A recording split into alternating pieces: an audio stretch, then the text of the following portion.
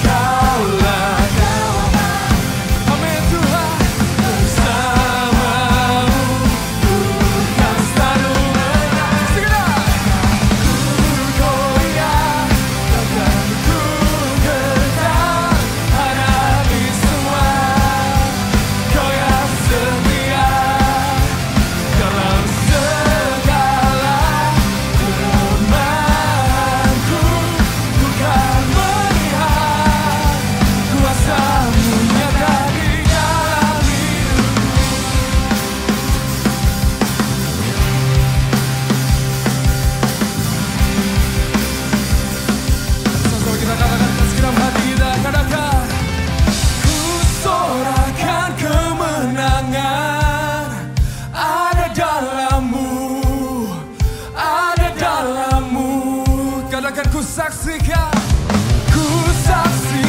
kemenangan ada dalam-Mu, ada dalam-Mu. Sekali lagi rekan, ku sorakan kemenangan ada dalam-Mu, ada dalam-Mu. Ku goyang dan ku getar hadapi semua. Kau yang setia dalam segala kelemahanku, ku kan melihat kuasa-Mu. Dalam hidupku sorakan kemenangan ada dalam-Mu, ada dalam-Mu. Ku saksikan kemenangan ada dalam-Mu, ada dalam-Mu.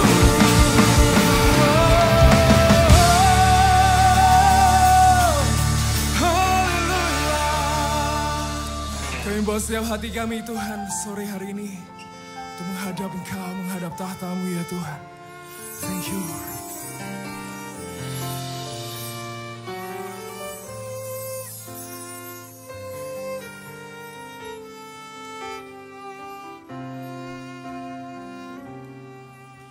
Tak terlambat pertolongan dari-Mu Tuhan. Kau setia dan tak meninggalkan.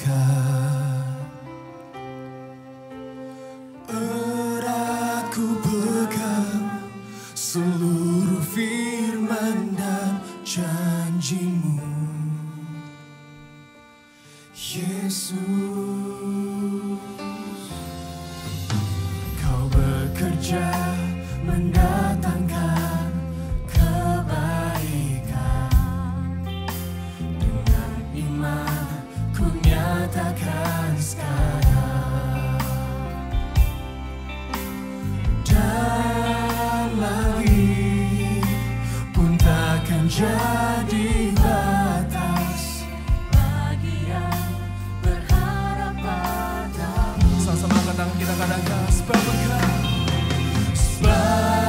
Engkau Tuhan yang Maha Tahu, yang beri mimpi dan penglihatan. Aku mau hidup di dalam iman dan berjalan dalam kemenangan. Bisa berikan kemuliaan buat Tuhan kita, haleluya. Kau bekerja mendatangkan kebaikan. Dengan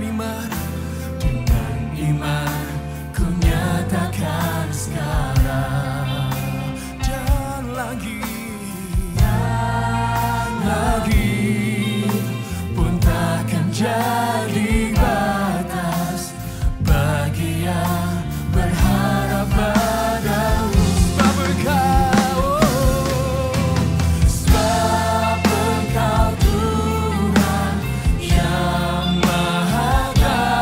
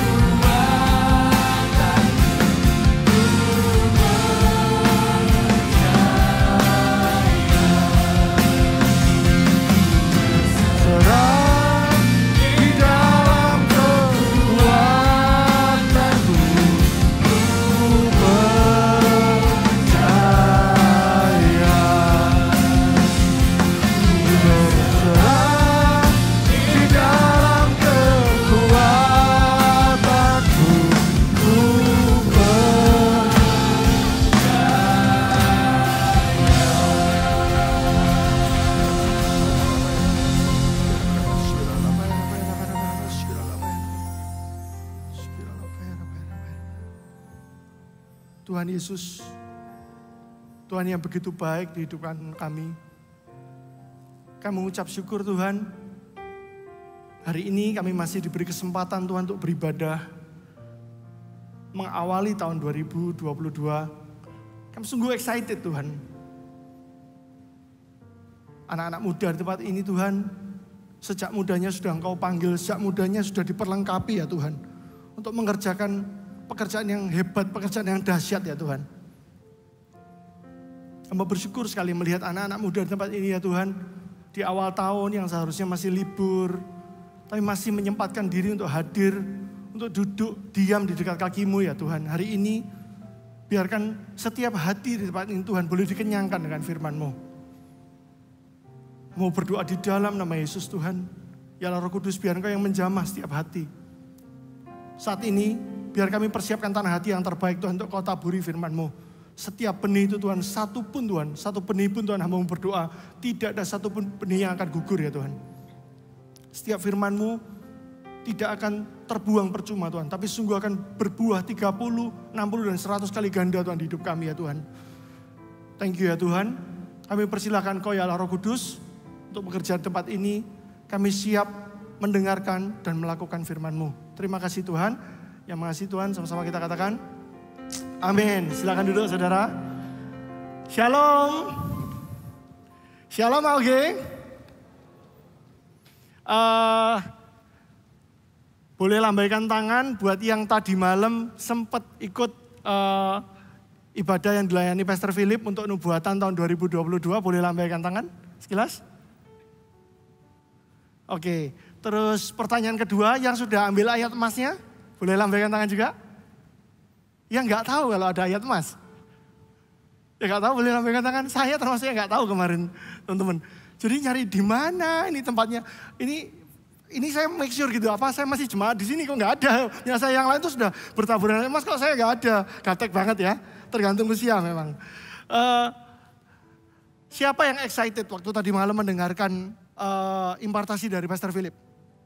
Siapa yang excited? Saya excited banget sih teman-teman. 7 nubuatan.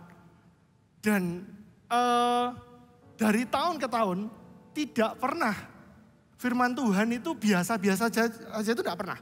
Selalu. Saya tuh selalu dapat yang baru, selalu dapat janji yang luar biasa. Termasuk hari ini. Firman Tuhan ini sudah disiapkan beberapa waktu yang lalu. Tapi saya percaya firman Tuhan ini akan menggenapi apa yang tadi malam kita dapat. Dari firman yang disampaikan Pastor Philip. Ini judulnya bisa ditampilkan dulu. Di slide di belakang. Rahasia di balik 32.000, 10.000 dan 300. Nah ini kemarin bikin heboh di grup. Bertanya, itu maksudnya apa kok? Persembahan kah? Terus ada yang bilang, itu apa itu? Tak pikir jamnya ibadah. Kok apa itu? Rahasia di balik 32.000, 10.000 dan 300 itu apa? Nanti kita akan belajar.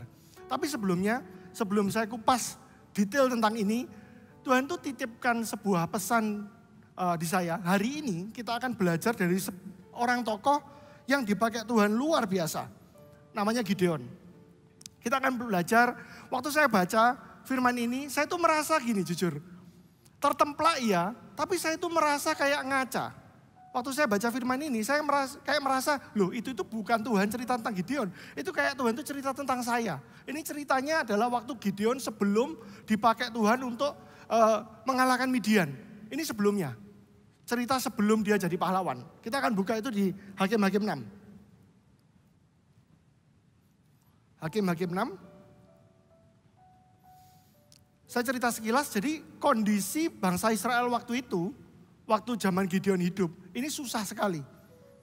Jadi karena Israel ini memberontak kepada Tuhan, menyembah ilah lain, menyembah sesembahan lain, lalu Tuhan serahkan orang Israel itu ke orang-orang Midian, dijajahlah sama Midian. Waktu bangkitnya Gideon, ini sudah tahun ke-7-nya. Jadi sudah 7 tahun dijajah dan itu benar-benar nyesek banget sih. Jajahnya itu benar-benar parah sekali. Mereka itu benar-benar dihabisi bangsa Israel. Bahkan dikatakan kalau bangsa Israel itu lagi nabur gandum nih. Gandumnya belum siap dituai, itu sudah ditungguin sama bangsa Midian. Ditungguin, jadi bangsa Israel nggak makan. Itu sering puasa itu. Kalau dia menggembalakan ternak, domba, sapi, itu sudah ditungguin. Belum gede, belum jadi wagyu, sudah ditungguin. Gak sempet makan wagyu. Selama 7 tahun itu no wagyu. Belum gede sudah diambil sama orang Midian. Dirampasi semua, dihabisi. Bahkan di ayat 6 dikatakan, sehingga orang Israel menjadi sangat melarat oleh perbuatan orang Midian itu. Lalu berseluruh orang Israel kepada Tuhan. Sehingga orang Israel menjadi sangat melarat. Kalau firman Tuhan yang ngomong sudah percayalah, itu pasti benar. Sangat melarat. Miskin. Ini miskinnya sudah, jiwa miskinnya sudah pada meronta-ronta semua. Selama 7 tahun dijajah itu, mereka berdoa minta pertolongan sama Tuhan. Dan apa yang Tuhan lakukan? Terbaca selalu polanya. Tuhan itu begitu kita menyesal dan bertobat sungguh-sungguh, itu pasti ada di dalam 7 tahun itu pasti ada yang sudah bertobat tapi tidak sungguh-sungguh. Karena Tuhan yang melihat hati. Begitu Tuhan melihat hati bertobatnya sungguh-sungguh, Tuhan itu tidak bisa marah lama-lama. Tuhan itu kasihnya tidak terbatas. Amarahnya hanya sekejap saja, kata firman Tuhan. Amarahku hanya sekejap saja, tapi kemurahanmu dalam hidupku sepanjang masa. Jadi firman Tuhan itu ya marahnya cuma gitu aja. Begitu bertobat, langsung Tuhan itu kirim bantuan.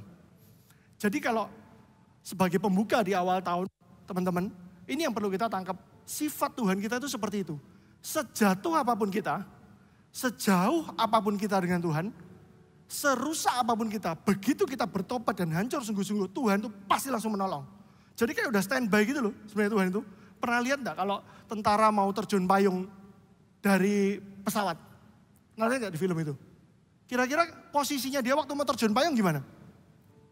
Sudah di pintu, sudah pegangan pintu. Gak bisa, kalau mau terjun payung itu masih sila main capsai, gak bisa.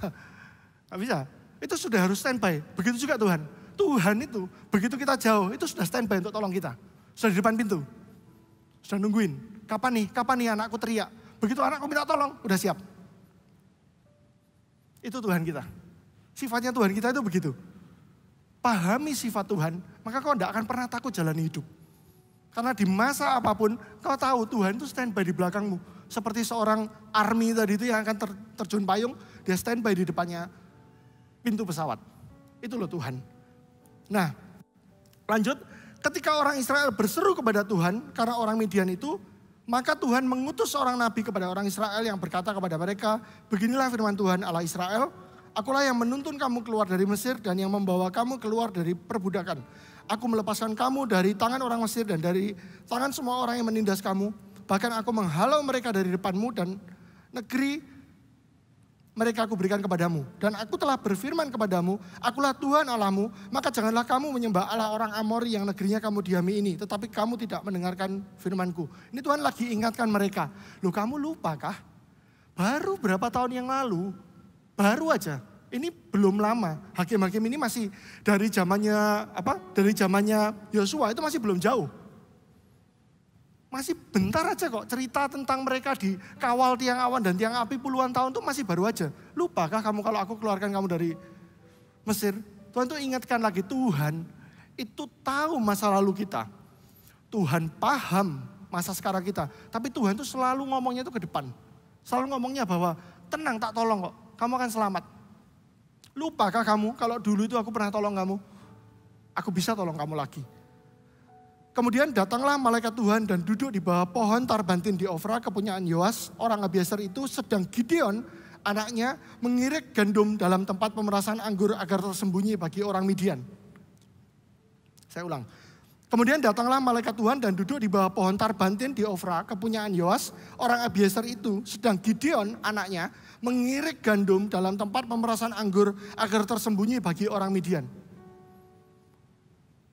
Dari firman yang sudah saya sering baca, saya sering dengar. Orang selalu bilang begini, Gideon ini adalah contoh orang yang waktu itu ketakutan. Contoh orang yang pengecut, contoh orang yang ketakutan sekali sama Midian. Bahkan dia mengirik gandumnya saja di tempat pemerasan anggur. Betul? Pernah dengar itu firman itu? Saya pernah dengar itu beberapa kali dan itu betul. Tapi tahukah waktu saya baca ini, Tuhan itu singkapkan sebuah hal yang baru. Kenapa ya kok Tuhan itu bisa pakai Gideon? Kenapa kok Tuhan itu bahasa Surabayanya itu kepincut sama Gideon? Tahu enggak sih, di zaman itu orang itu tidak bekerja individual. Itu tuh zaman masih kerja itu berkelompok. Gideon itu tidak hanya mengirik gandum itu untuk dirinya sendiri. Tuhan itu selalu mau pakai orang yang tidak egois, yang tidak selfish, yang tidak self-centris. Firman yang tadi betul, iya dia ketakutan betul. Tapi ada sisi lain, kenapa kok Tuhan itu bisa kepincut dengan hatinya orang ini? Dia mau berguna buat orang lain, dia mau berbuat something buat orang lain. Dan itu loh yang menarik hati Tuhan, selalu begitu. Ingat kisahnya Daud waktu dipakai sama Tuhan mengalahkan Goliat, kenapa? Tidak untuk pribadinya. Dia tidak tertarik dengan hadiahnya. Dibilangin soal dapat hadiah kalau ngalahin Goliat, dia peduli? No, dia nggak peduli. Dia cuma peduli siapa orang itu yang tidak bersunat itu kok berani menantang pasukan dari Allah yang hidup. Dia selalu ngomong soal orang lain. Jadi tahun ini saudara, kalau engkau ingin dipakai Tuhan lebih, kalau ingin berperkara dengan Tuhan lebih, taruh yuk soal pribadimu. Pasti kan sudah doa ya kemarin, paling enggak 31 Desember lah ya, pasti sudah dapat resolusi untuk 2022. Itu pribadi dan itu sah-sah saja, boleh. Enggak ada yang salah dengan itu. Tapi belajar juga untuk minta sama Tuhan. Tuhan kira-kira what can I do for you? For you. Dengan cara apa? Dengan melakukan itu ke orang-orang di sekitar kita. Kalau engkau seorang CG leader, Tuhan apa yang aku bisa lakukan buat CG-ku? Kalau engkau seorang sponsor, Tuhan apa yang aku bisa lakukan buat 1-2 orang yang ku pegang ini? Engkau yang sponsor tahu enggak? Engkau itu enggak cuma sekedar jadi anak bawang loh di kepemimpinan di GMS. Kau mungkin cuma pegang 1-2 orang, tapi 1-2 orang itu biji matanya Tuhan loh.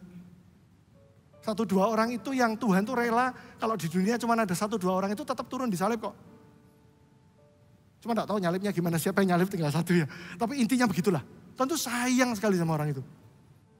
Pegang sungguh-sungguh, pegang sungguh-sungguh. Tuhan lihat hatinya seorang Gideon. Tuhan lihat hatinya Gideon yang mau dipakai sama Tuhan. Dia meresikokan diri. Jangan dipikir hanya gara-gara dia ngirik gandumnya di pemerasan anggur dia aman. Enggak loh, kalau dia ketahuan dia juga ditangkap.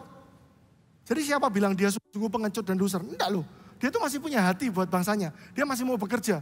Bukan orang yang diem nungguin temennya yang ngirik gandum terus kemudian pas ketangkap polisi. Terus dia bilang, enggak aku gak ikut-ikut, aku gak kenal dia siapa. Enggak, Gideon tidak begitu. Dari awalnya memang Tuhan tidak salah. Dia itu punya bibit untuk jadi pahlawan. Hanya perlu disentuh saja sama Tuhan. Kita lihat nanti bagaimana Gideon ini akan berproses dengan Tuhan. Ayat 12, malaikat Tuhan menampakkan diri kepadanya dan berfirman kepadanya demikian. Tuhan menyertai engkau ya pahlawan yang gagah berani. What? Orang yang ketakutan tadi? Ya.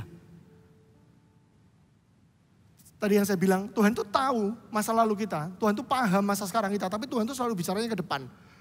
Tuhan itu kalau lihat seseorang, karena ini ya, Tuhan itu multidimensi. Tuhan itu tidak dibatasi ruang dan waktu. Multiverse. Tuhan itu multiverse. Dia bisa lihat Gideon zaman dulu, Gideon zaman sekarang, dan Gideon zaman depan. Waktu dia akan dipakai untuk menghabisi orang Midian.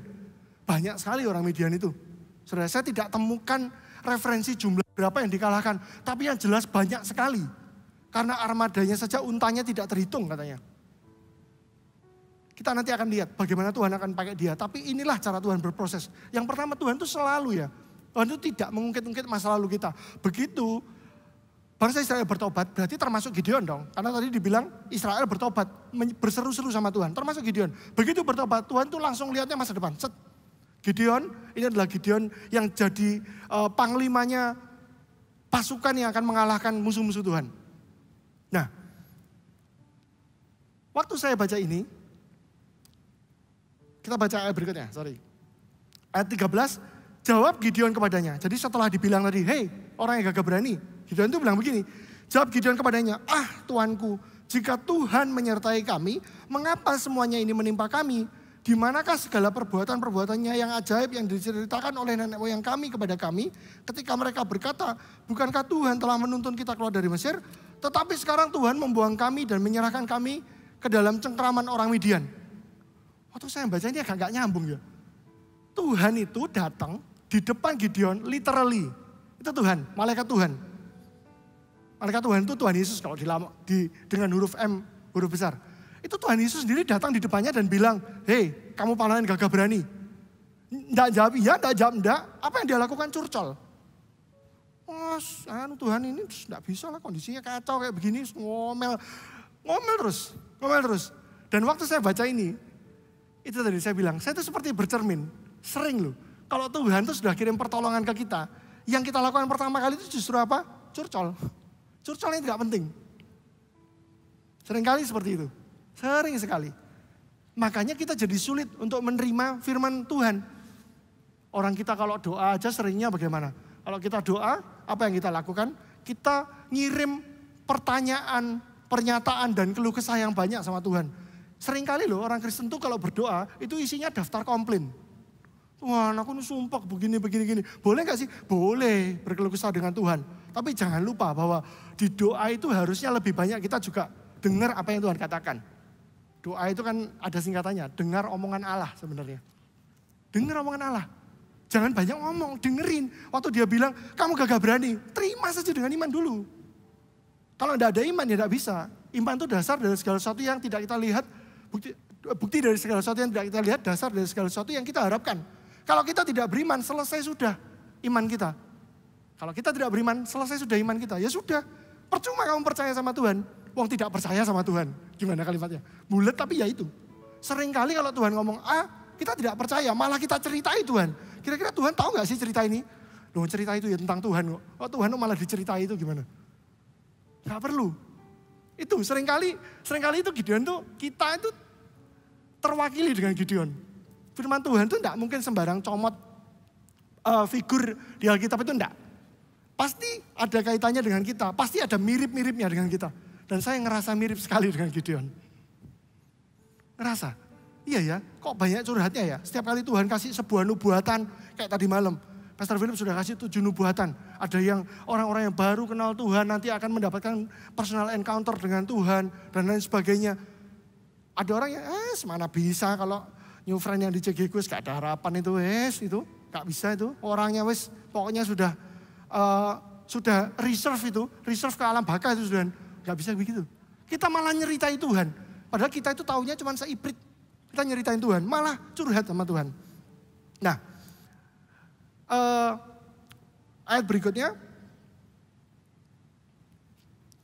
Lalu berpalinglah Tuhan kepadanya dan berfirman, pergilah dengan kekuatanmu ini dan selamatkanlah orang Israel dari cengkeraman orang Midian.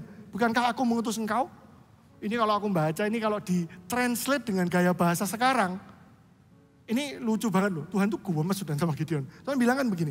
Lalu berpalinglah Tuhan kepadanya dan berfirman, pergilah dengan kekuatanmu ini dan selamatkan orang Israel dari cengkeraman orang Midian. Pergilah dengan kekuatanmu ini. Seakan-akan Tuhan tuh ngomong gini, loh masih punya tenaga gitu loh buat ngomel. Yang penting kamu selamatin toh. Masih punya tenaga kan? Daripada komplain, do something. Kalau kamu beriman, do something. Ngomel terus, nah itu tenaganya masih luar biasa. Seringkali kan kita ngomelnya gitu ya sama Tuhan ya. Tuhan, aku sudah tidak punya kekuatan melanjutkan hidup ini. Lah ngomong itu tadi juga butuh energi saudara. Ngomong itu juga butuh energi, makanya Tuhan bilang pergilah dengan kekuatanmu itu. Terserah kamu mau bilang tenagamu tinggal sedikit atau banyak, pergilah. Go, save them. Selamatkan mereka kata Tuhan. Tuhan tuh begitu mah orangnya. To the point aja langsung. Sudah gak sadar, Gideon ini gak sadar disarkasi. Dilanjut terus sama Gideon. Tetapi jawabnya kepadanya, kepada Tuhan, Tuhanku, dengan apakah akan kuselamatkan orang Israel? Ketahuilah, kaumku adalah yang paling kecil di antara suku Manasye dan aku pun seorang yang paling muda di antara kaum keluargaku. Lihat enggak? Ngeyelnya Gideon. Mulai merasa enggak di hati ini diobape, iya ya mirip sama aku ya. Oh iya benar. Mau mirip. Dibilangin sama Tuhan loh, pergi ke sana. Masih komplain lagi loh Tuhan, malah cerita silsilahnya. Lah kira-kira yang lebih paham silsilahnya dia apa Tuhan? Ngomongin Tuhan malah. Luar biasa loh. Kita ini tidak mahir dalam banyak hal kecuali menasihati Tuhan. Sering begitu. Itulah awalnya kenapa Tuhan itu sulit pakai. Banyak debatnya. Sampai Tuhan itu ngomong begini. Berfirmanlah Tuhan kepadanya, tetapi akulah yang menyertai engkau. Sebab itu engkau akan memukul kala orang Midian itu sampai habis. Tetapi akulah yang menyertai engkau. Itu kalau diganti pakai bahasa zaman sekarang. Tetapi aku loh yang nyertai kamu. Loh aku tuh yang nyertai kamu itu aku. Ingat gak ceritanya nenek moyangmu? Aku selamatkan kau dari Mesir. 10 tulah, tiang awan, tiang api, mana dikirim, burung puyuh dikirim, keluar air dari batu dan lain sebagainya, dan lain sebagainya, dan lain sebagainya. Banyak sekali mujizatnya. Sampai Tuhan tuh ngomong loh, itu tetapi aku loh, aku yang menyertai kamu. Kamu yakin masih ragu? Kira-kira kalau jadi Gideon gimana? Oh iya Tuhan, oke siap-siap. Enggak loh, masih minta lagi saudara. Maka jawabnya kepadanya, jika sekiranya aku mendapat kasih karunia di matamu, maka berikanlah kepadaku tanda bahwa engkau sendirilah yang berfirman kepadaku. Nah ini mulai hancur saudara. Dia minta tanda sama Tuhan bahwa Tuhan menyertainya. Padahal barusan berapa detik yang lalu Tuhan tuh ngomong, aku menyertaimu, pergilah. Ini berbicara soal apa sih? Berbicara juga seringkali kita itu seringkali kalau berbicara tentang pemakaian Tuhan selalu minta tanda. Apakah pribadi Tuhan itu kalah besar dengan tandanya? Yang paling penting itu pribadi Tuhan atau tanda-tandanya? Apakah kalau dipakai Tuhan itu harus keluar halilintar dari langit ngukir inisial namamu gitu? No, firman Tuhan sudah bilang, hei kamu pahlawan yang gagah perkasa. Selamatkan Israel dari Midian. Sudah, go. Itu sudah firman Tuhan. Firman Tuhan itu jauh lebih penting daripada hanya sekedar tanda-tandanya saja. Dari sini saya belajar. Dikabulkan loh sama Tuhan. Tandanya banyak, tidak usah dibaca ya. Jadi percaya saja. Saya sudah kumpulin tanda-tandanya. Jadi tandanya ada 4 sampaian. Kebasut itu kalau bahasa Surabaya, kebasut. Sudah sampai dikasih tanda begitu banyak sama Tuhan. Tanda pertama apa? Tanda pertama adalah dia melihat korban persembahannya itu disantap sama Tuhan. Jadi malaikat Tuhan tadi itu minta, kamu sembelih ternak, buatan kue dari situ, persembahkan ke aku, taruh di atas batu, dan malaikat itu bawa tongkat disentuh. Tek, lenyap. Persembahannya itu langsung lenyap. Dia tuh lihat dengan mata kepalanya sendiri. Wih, jadi tiba-tiba taruh makanan gitu, disentuh sama tongkat itu hilang. Sudah tanda kan, masih minta lagi saudara. Tanda keduanya adalah dia tuh diminta untuk merobohkan patungnya Baal. Patung Baal waktu itu berbicara tentang lawan Tuhan, berbicara tentang roh yang menawan bangsa Israel. Disuruh merobohkan patungnya Baal.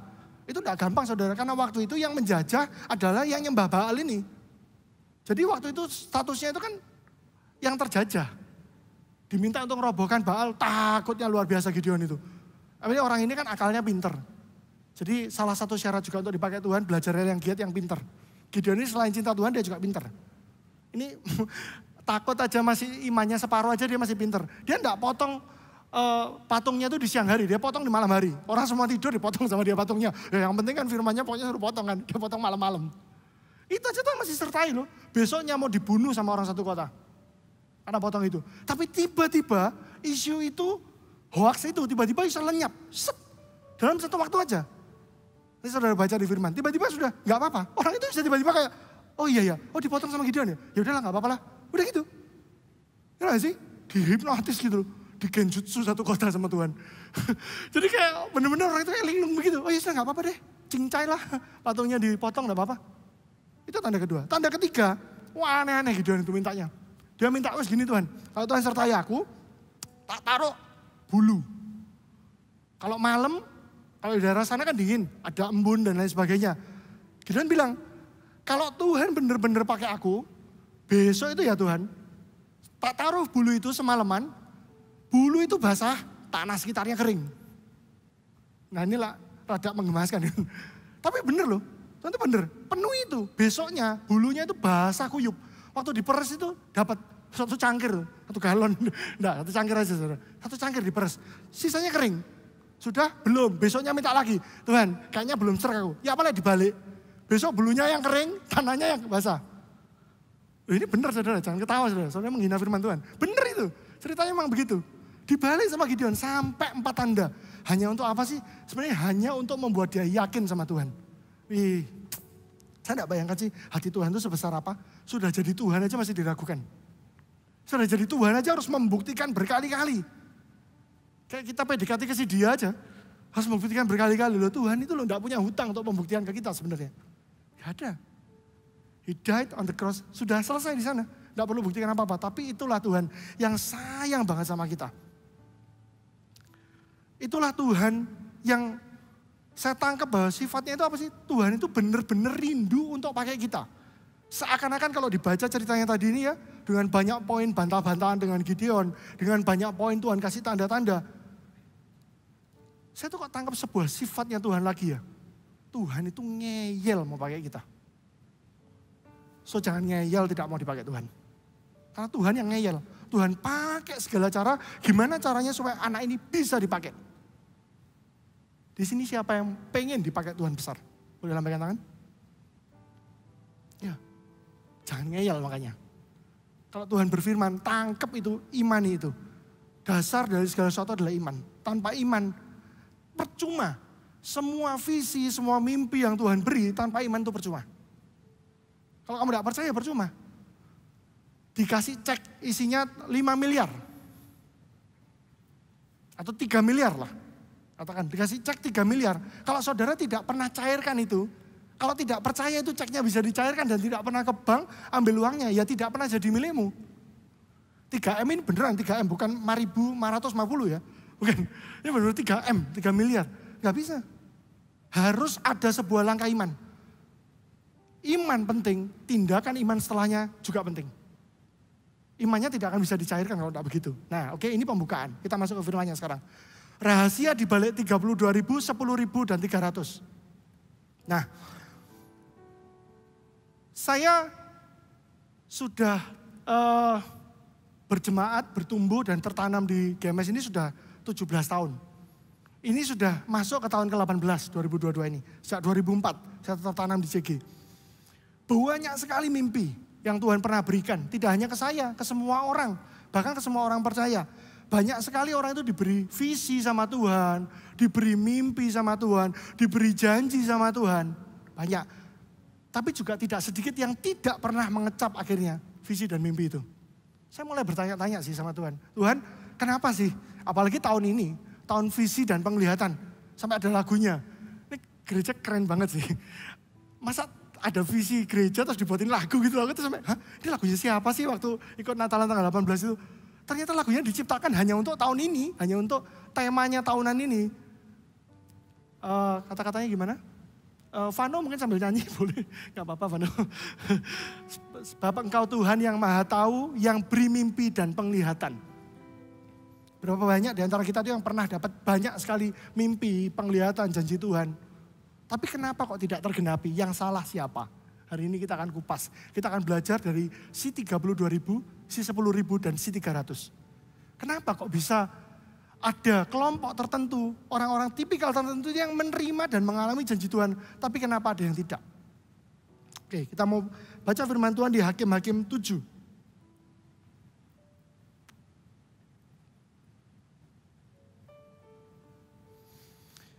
Adapun Yerubbaal, itulah Gideon. By the way, setelah dia potong si patung tadi, dia dikasih julukan, dia yang mengalahkan Baal. Namanya Yerubbaal. Adapun Yerubbaal, itulah Gideon, bangun pagi-pagi dengan segala rakyat yang bersama-sama dengan dia. Lalu mereka berkemah dekat mata air Harod. Perkemahan orang Midian itu ada di sebelah utaranya dekat Bukit More, di lembah. Berfirmanlah Tuhan kepada Gideon, terlalu banyak rakyat yang bersama-sama dengan engkau itu daripada yang kukehendaki untuk menyerahkan orang Midian ke dalam tangan mereka. Jangan-jangan orang Israel memegahkan diri terhadap aku sambil berkata, tanganku sendirilah yang menyelamatkan engkau. Tuh, Tuhan itu paham hati manusia. Selalu begitu loh.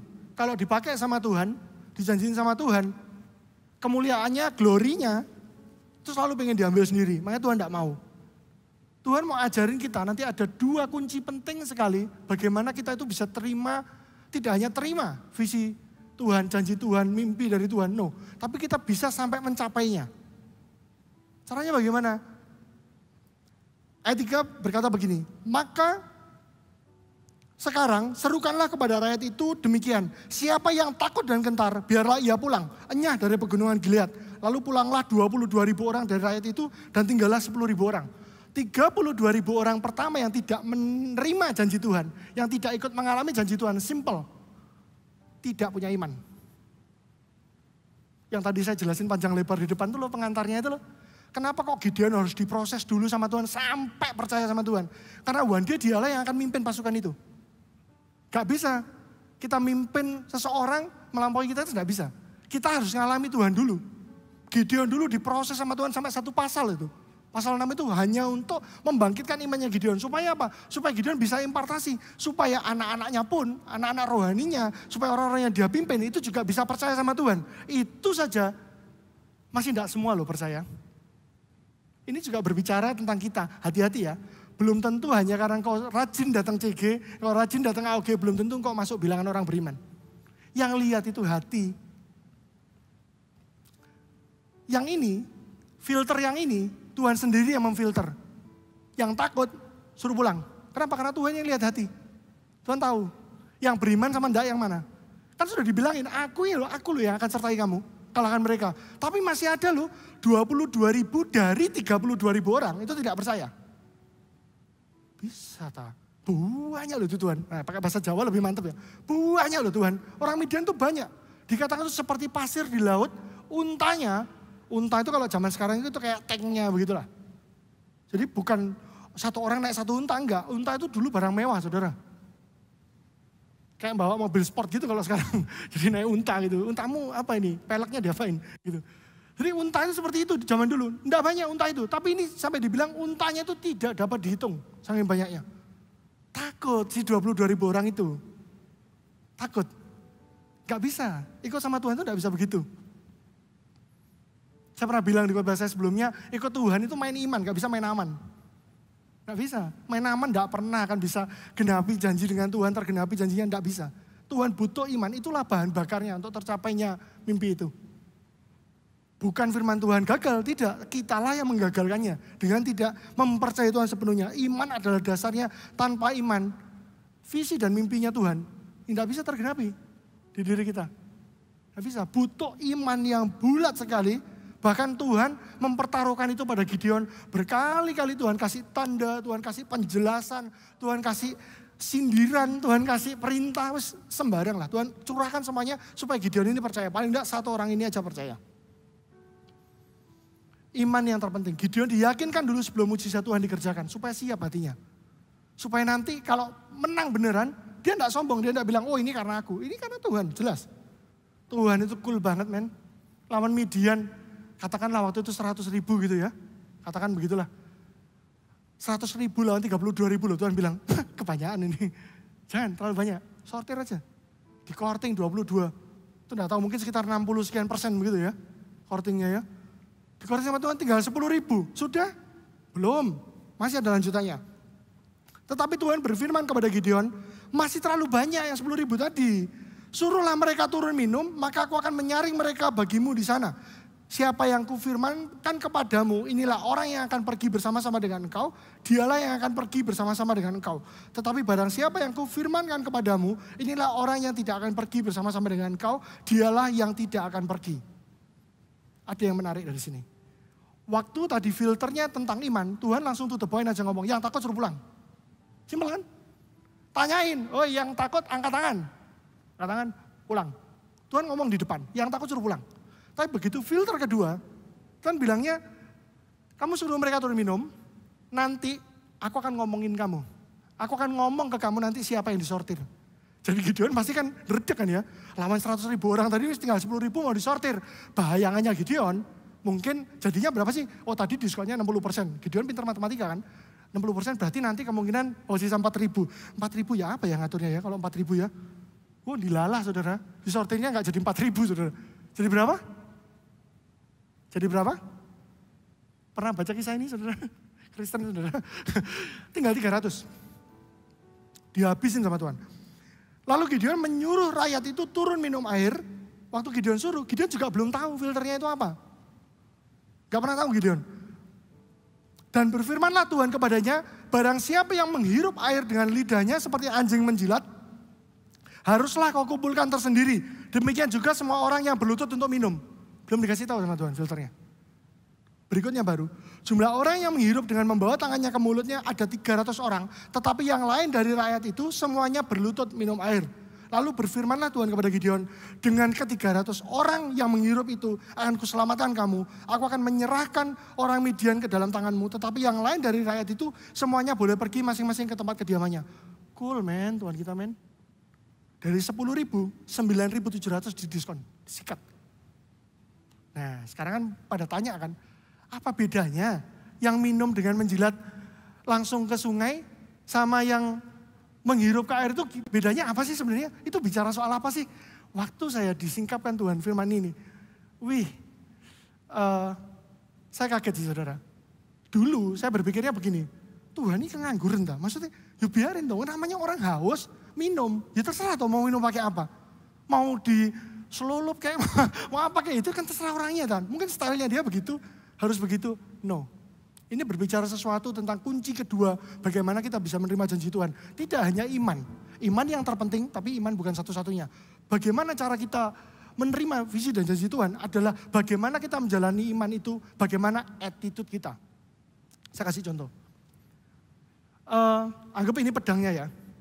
Ini sudah 10.000, saya bagian dari 10.000, saya bawa pedang. Yang 300 itu minumnya begini.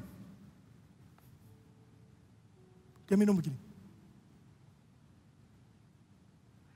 Yang 9.700 dia taruh pedangnya, dia minum dari air.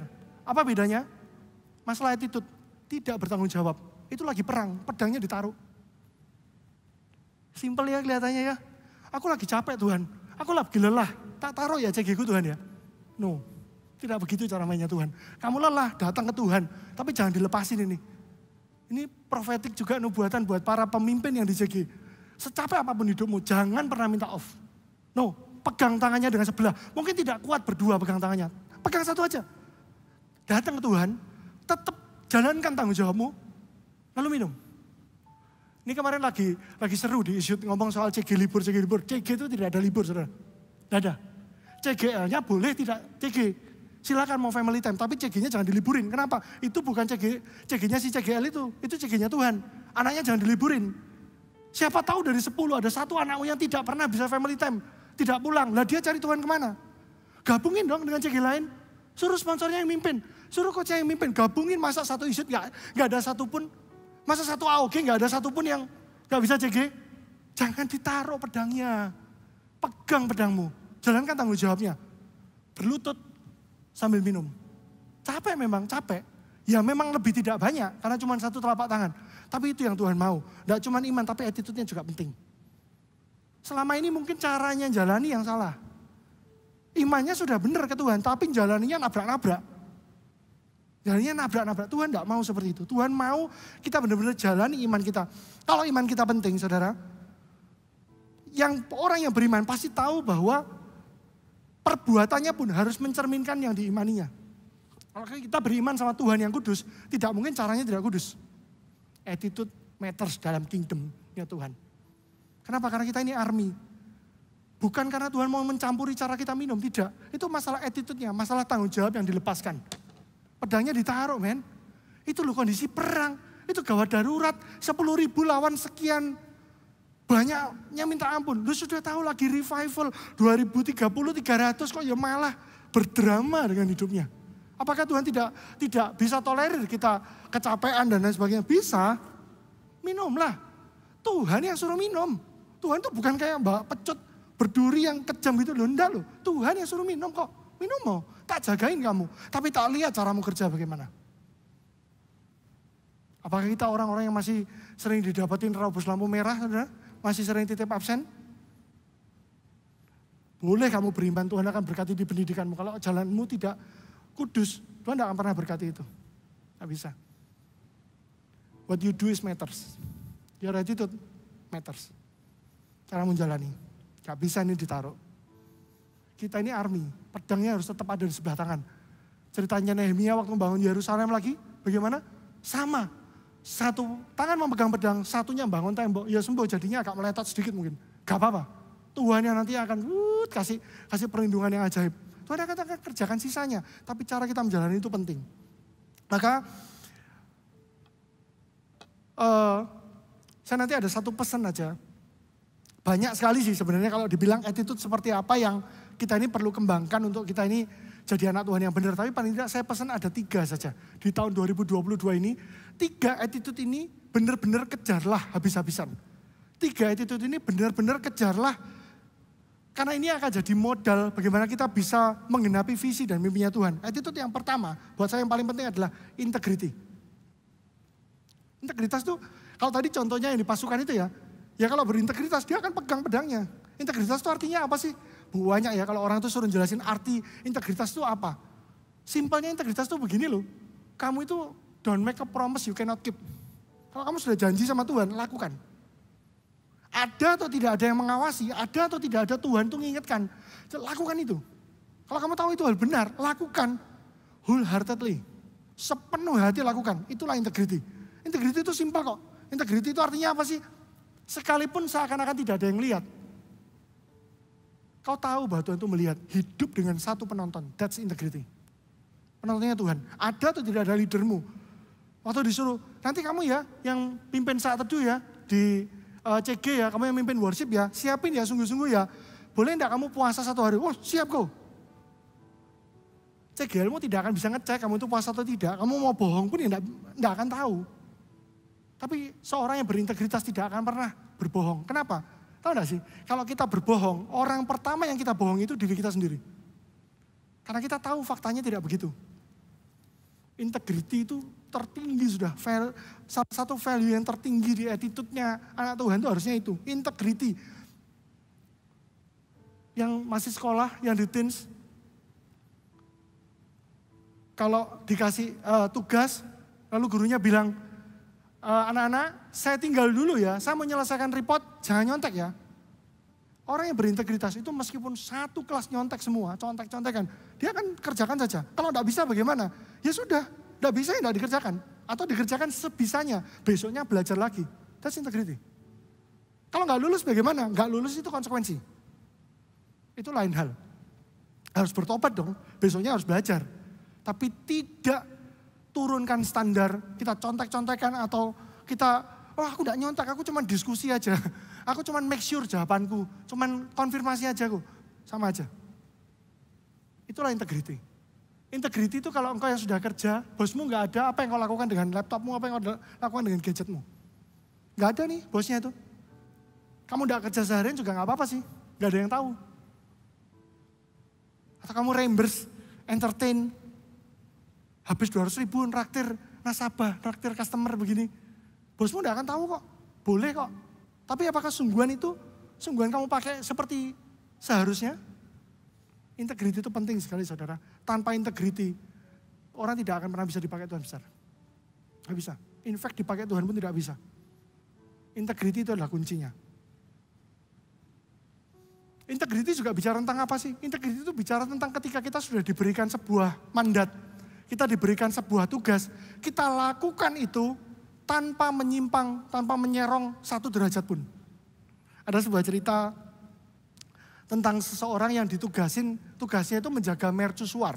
Mercusuar itu sebuah menara begitu di pinggir pantai. Mercusuar itu gunanya adalah untuk memberi petunjuk pada kapal-kapal yang di sekitar situ kalau oh itu sudah dekat dengan pantai, itu sudah dekat dengan karang. Ada seseorang yang ditugasi menjaga mercusuar. Tugas karena mercusuar itu juga sulit dicapai, harus agak rempong lah untuk ke sana begitu, makanya tidak tiap hari gantian. Sebulan sekali. Ada satu orang itu ditugasi sebulan menjaga dan dia diberikan bahan bakar minyak yang cukup untuk 1 bulan saja. Supaya apa? Supaya juga tidak terlalu banyak. Nanti bahaya kalau kebakaran. Jadi dipaskan 1 bulan. Orang ini terus menjagai mercusuar itu sampai di hari ke-10 ada orang itu datang. Ada nelayan itu mampir. Pak tolong minta dong minyaknya. Nanti aku habis, aku nggak bisa pulang. Orang itu masih tahan. Oh enggak, soalnya ini cukupnya buat 1 bulan. Nanti kalau tak kasih kamu, kalau kurang bagaimana? Oke, di hari ke-29, seseorang datang lagi dan minta minyaknya. Pak, rumahku kehabisan minyak. Kalau aku enggak nyalakan lampu dengan minyak itu, satu keluargaku bisa kedinginan, Pak. Wah, Bapak ini mikir, kayaknya nggak ada apa-apa deh. Sudah 29 hari nggak ada apa-apa. Dia kasih minyak sisanya ke orang tersebut dan apa yang terjadi? Besoknya itu puluhan ratusan kapal itu nabrak karang semua. Integrity itu bicara hal sederhana loh. Kamu dikasih tugas, just do it. Tugasmu hanya menjaga mercusuarnya, tidak untuk bagi-bagi minyak itu ke orang lain. Itu tugasmu itu saja. Integrity itu bicara tentang orang yang fokus sekali. Wah, saya itu terberkati banget sama salah satu triwiranya Daud. Namanya Ishibaal. Itu yang bunuh 800 orang. Kalau saya nggak salah ya, yang bunuh 800 orang. Saya bayangkan nggak sih, bunuh 800 orang itu butuh komitmen loh. Tidak mungkin 800 orang itu antri di depannya minta dibantai begitu. Enggak loh. Itu pasti ada yang ngejar sampai kecamatan sebelah itu. Lah kalau kamu 800 orang royok 1 orang, terus temenmu 400 dibunuh, kira-kira kamu lari nggak? Ini monster orang ini. Iya kan? Nggak mungkin cuman antri dibunuh sama isi banda. Itu butuh komitmen loh. Itu butuh integritas. Kalau dia cuma butuh bunuh 799-nya, satunya bisa kabur, kasih tahu temannya akan datang dengan 1 juta orang. Tapi dia ini orang yang walaupun Daud tidak lihat, Daud tidak mungkin lihat. Malah Daud tidak ada di situ kok, dia perang sendiri tuh. Dia report sama tuannya, Daud. Dan 800 mati semua. Itu loh kenapa kok dia jadi pimpinannya Triwira. Di antara 3 pun dia yang terbaik. Kenapa? Orangnya full of integrity. Daud itu ngasih PR, ngasih homework ke dia. Officer, consider it as done. Selesai. Dan benar-benar dituntaskan. That's integrity. Yang kedua, pesannya adalah be nice to everyone. Kita baca di Matius 5 ayat 16.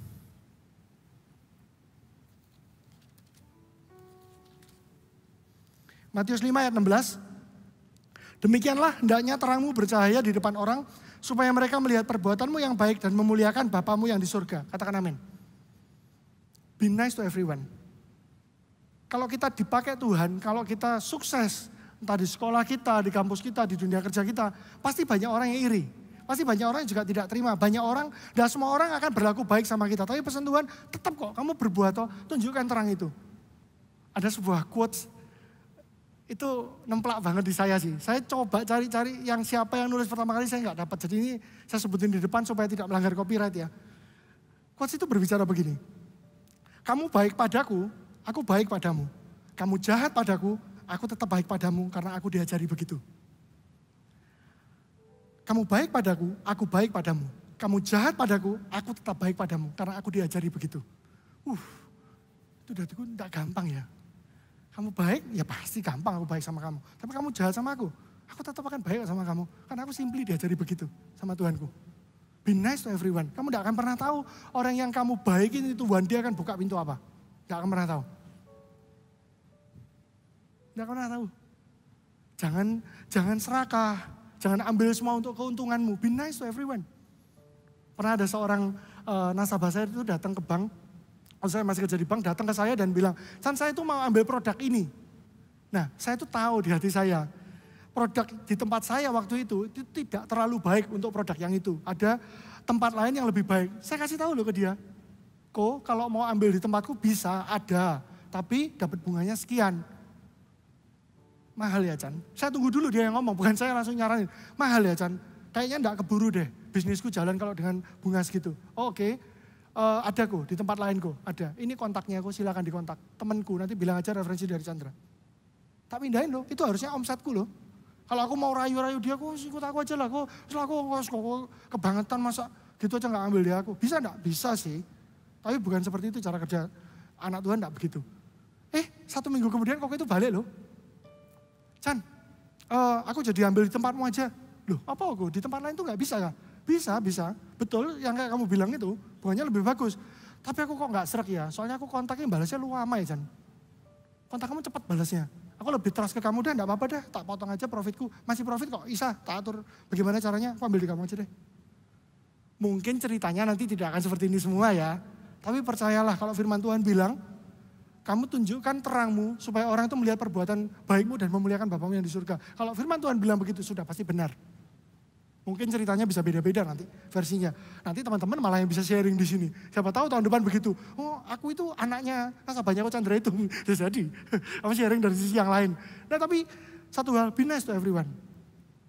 Karena hidupmu itu bukan hidupmu lagi loh. Ada misi Tuhan di hidupmu. Amin. Yang ketiga, ini musuhnya para milenial sini saudara. Hard work saudara. Kerja yang keras. Jangan mager. Ini ada satu istilah yang saya sulit sekali mengucapkannya, tolong dimaafkan kalau salah. Procrastinating. Ya betul ya? Mengucapkannya begitu ya. Menunda-nunda. Apa yang bisa dikerjakan besok kok jangan dikerjakan sekarang. Besok mau ngapain terus? Nah ini penyakitnya. No, anak Tuhan tidak boleh begitu. Kalau integritimu sudah bagus, kamu sudah punya hati yang baik, yang tulus orang bisa rasakan. Ini kerja yang benar dong. Kerja keras dong. Jangan berlindung kerja dibalik kerja cerdas saudara. Orang kerja cerdas itu kalah sama orang yang kerja cerdas dan keras. Gitu loh, anak Tuhan tidak boleh malas. Amsal 18 ayat 9. Saya undang tim Presiden Worship untuk naik ke atas. Amsal 18 ayat 9. Berkata, Orang yang bermalas-malas dalam pekerjaannya sudah menjadi saudara dari si perusak. Katakan amin. Sudah jadi saudara si perusak. No, jangan malas-malas. Gak boleh. Harus orang yang paling datang paling pagi. Kalau engkau kerja, datang paling pagi. Kalau perlu pulang paling telat. Rapikan semua kerjaanmu. Jangan prinsipnya begini. Waduh kok datang sudah telat, masa pulang telat juga kok. Itu jangan ya. Bertobat. Jangan telat. Amsal 26 ayat 13 sampai 16. Terakhir. Amsal 26 ayat 13 sampai 16. Berkatalah si pemalas, ada singa di jalan, ada singa di lorong. Seperti pintu berputar pada engselnya, demikianlah si pemalas di tempat tidurnya. Si pemalas mencelupkan tangannya ke dalam pinggang, tetapi ia terlalu lelah untuk mengembalikannya ke mulutnya. Si pemalas menganggap dirinya lebih bijak daripada 7 orang yang menjawab dengan bijaksana. Nah ini karakteristik orang pemalas adalah apa? Banyak alasan, excuse-nya banyak. So hari ini firman Tuhan sudah ingatkan jelas teman-teman. Jangan malas, kerjalah yang keras. Janji Tuhan tuh enggak bisa gitu loh, maksudnya enggak bisa. Kamu mau caranya, yang penting kejar cerdas, enggak begitu.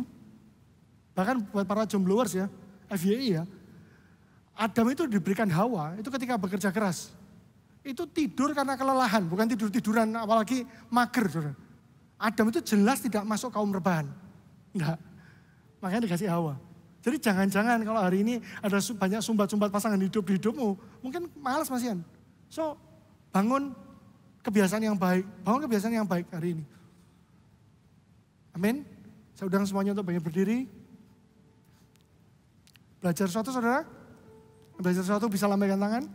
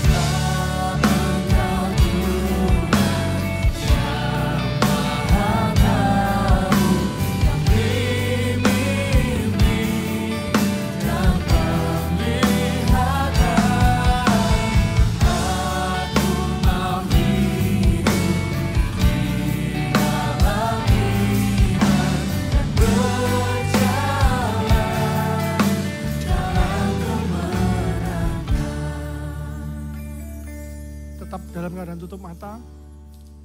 Saudara, yang saya rasakan 2 poin ini sungguh-sungguh masuk kok ke dalam hatimu. Ada orang-orang tertentu yang ternyata selama ini kenapa kok tidak mendapatkan janji Tuhan? Kenapa kok tidak bisa sampai ending? Selalu janjinya berhenti di tengah-tengah. Kenapa tidak sampai tuntas mendapatkan janji Tuhan? Simple, hatimu belum percaya. Bagaimana caranya? Minta ke Tuhan, Tuhan, aku pengen beriman tapi imanku kurang Tuhan untuk mempercayaimu. Minta ke Tuhan untuk bangkitkan iman itu di hatimu. Kalau engkau kerasa orang yang seperti itu, engkau sering bimbang, engkau sering ragu-ragu, saya rindu untuk doakan saudara, kau boleh taruh tangan kirimu di dada, angkat tangan kananmu di tempat. Tuhan, engkau yang melihat kedalaman hati ya Tuhan. Hamba berdoa Tuhan, buat setiap orang yang mengangkat tangannya hari ini ya Tuhan. Orang yang masih sering bimbang, sering takut, sering khawatir, melihat masalah, sering sudah mengkeret dulu imannya. Hari ini Tuhan dengan tangan kanannya yang perkasa akan memegang tanganmu. Tuhan katakan, ayo kau adalah pahlawan yang gagah perkasa. Jangan takut, kata Tuhan.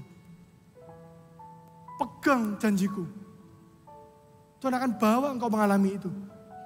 Kalau Tuhan sudah berikan penglihatan dan mimpi dan janji di hidupmu, tidak ada satupun yang akan gugur. Tangan kanan Tuhan sendiri yang akan memegangmu. Tangan kanan Tuhan yang perkasa itu, yang mengeluarkan Israel dari Mesir. Tangan Tuhan itu yang pegang tiang awan dan tiang api itu selama puluhan tahun. Untuk membimbing orang Israel. Itu juga akan tangan kanan yang sama itu akan memegangmu hari ini. Hari ini Tuhan tidak hanya akan memegang tanganmu, Tuhan akan memegang hatimu. Hai hati-hati yang masih sering bimbang. Mulai hari ini Tuhan akan berikan hati yang berbeda. Hati yang mudah sekali percaya dengan Tuhan. Mudah bimbang itu juga butuh energi. Kenapa tidak mudah percaya aja sekalian? Mudah percaya sama Tuhan. Pegang. Tahun ini ada 7 nubuatan kok buat kita. Buat orang-orang sekitar kita. Buat orang-orang yang kita pimpin. Buat orang-orang yang dekat dengan kita. Pegang janji itu. Tuhan, saya tidak mau cuma 1, 2, 3 poin saja Tuhan. 7-7-nya nubuatan itu harus tergenapi di hidupku Tuhan. Di hidupku atau melalui hidupku. Aku mau Tuhan. Aku mau Tuhan untuk hidup menang kali ini di tahun mimpi dan penglihatan. Tidak cuma dapat mimpi di siang bolong Tuhan. Tapi aku mau genapi mimpi ini bersamamu. Dan yang kedua, kau sadar sekali. Iman selama ini engkau tidak kurang. Ternyata masalahnya di attitude-nya. Hari ini, maukah kau rendahkan hatimu untuk dikoreksi sama Tuhan? Gak enak memang kalau berbicaranya sudah, loh aku tapi ke gereja kok, aku CG, aku AOG. Iya, tapi ada attitude-mu yang perlu dikoreksi. Integritinya mungkin, bengisnya mungkin terlalu bengis sama orang lain, kurang tulus, kurang kasih. Atau simply mungkin masih mager, masih procrastinate tadi itu, masih menunda-nunda. Masih pengen rebahan aja. Kau juga yang sama yang seperti itu, kau angkat kedua tanganmu di tempat. Tuhan yang ini butuh tenaga ekstra darimu ya Tuhan. Orang yang mengangkat kedua tangannya ini Tuhan. Biar juga kedua tanganmu yang memegang tangannya ya Tuhan. Menguatkan dia untuk merendahkan hatinya juga Tuhan.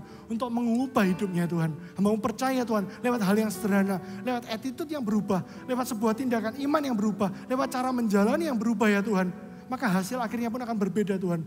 Dan kami nantikan Tuhan kemenangan bersamamu di sana ya Tuhan. Kami rindu ya Tuhan.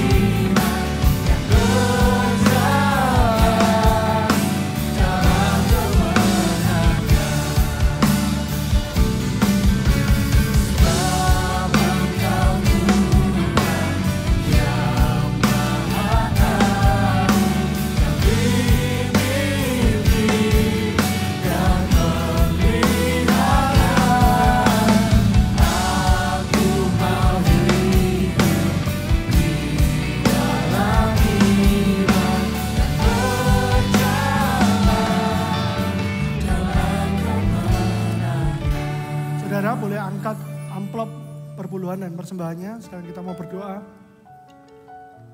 Saya minta di awal tahun ini kau boleh pegang dengan dua tanganmu, taruh amplop itu di dadamu.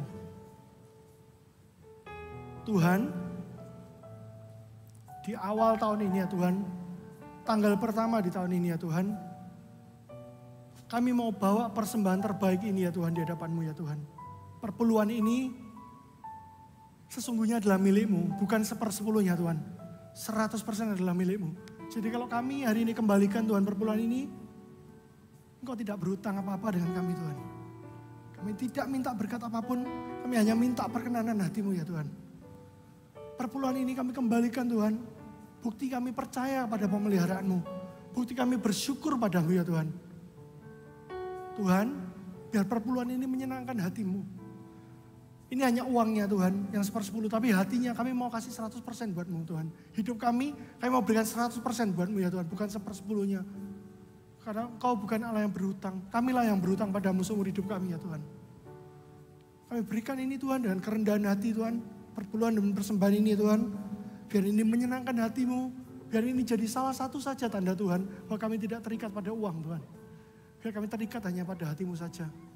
Thank you ya Tuhan. Angkat juga kedua tanganmu saudara. Terima doa berkat ini.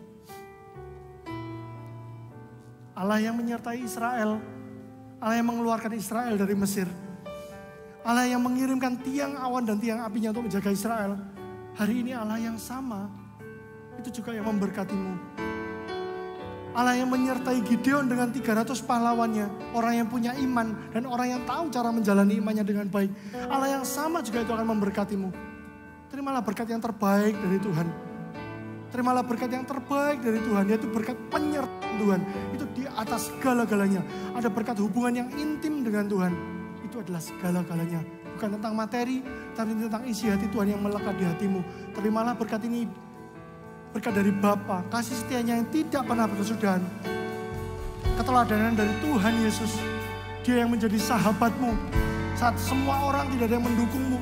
Saat tidak ada satupun orang yang mengerti Engkau, Tuhan Yesus mengerti Engkau. Dia merasakan 100% yang Kau rasakan.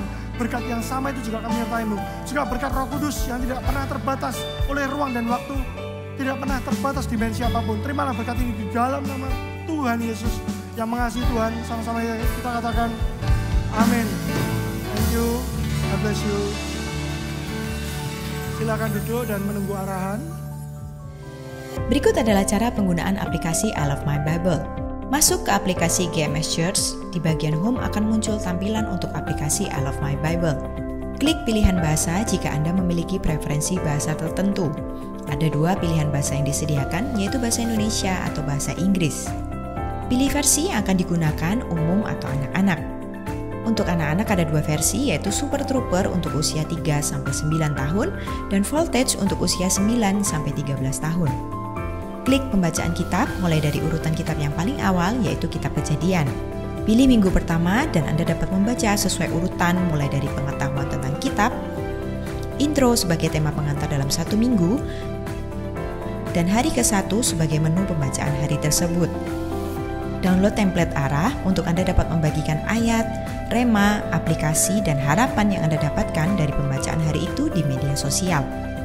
Jangan lupa centang checklist sebagai penanda bahwa Anda sudah menyelesaikan pembacaan kitab hari itu dan lanjutkan checklist sampai pembacaan selesai. I Love My Bible, baca Alkitab setiap hari.